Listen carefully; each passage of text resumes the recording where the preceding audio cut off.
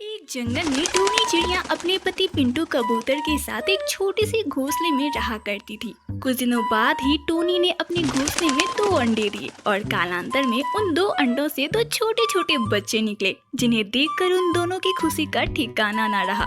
Tony अपने बच्चों से बहुत प्यार किया करती थी।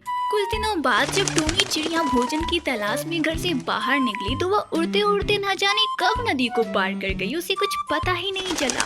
वह जब घर लौट रही होती है कि तभी अचानक से तेज बारिश और तूफान शुरू हो जाती है, जिसकी वजह से उसके दोनों पंख गीले हो जाते हैं और वह धीरे धीरे नदी की ओर गिरने लग जाती है। हे भगवान, अब मैं क्या करूं? उधर मेरे बच्चे भूखे हैं और मैं यहाँ जिंदगी और मौत के बीच लड़ रही हूँ। भगवान मेरी मदद कर। बेचारी टूनी उड़ने के लिए बार बार अपने पंखों को ऊपर झटकती, पर उसके गीले पंख बार बार उसे नीचे पटक देते। उसकी मदद करने वाला वहाँ कोई नहीं था।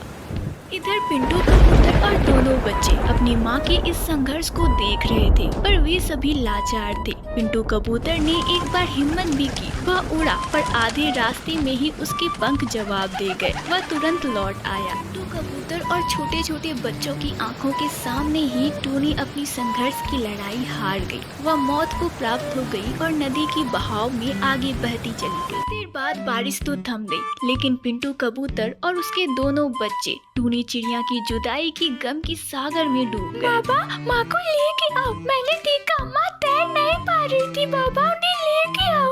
बाबा, लेके आओ ना उन्हें। हाँ बाबा, माँ को लेके आइए। हम उनके बिना नहीं रहेंगे बाबा, हम उनके बिना नहीं रहेंगे। पिंटू कबूतर उड़ा। उसने चारों तरफ टोनी की तलाश की, पर टोनी कहीं भी उसे दिखाई ना दी। वह निराश होकर वापस आ गया। बच्चों, ये लो खाना खा लो। तुम लोगों ने सुबह से कुछ नहीं खाया है, खा लो बच्चों। दुखी मन से दोनों बच्चों ने खाना खाया और रोते बिलखते कुछ देर बाद सो गए। कुछ दिनों तक पिंटू कबूतर भी टूनी चिड़िया की याद में रोता रहा, पर किसी तरह उसने खुद को संभाल लिया।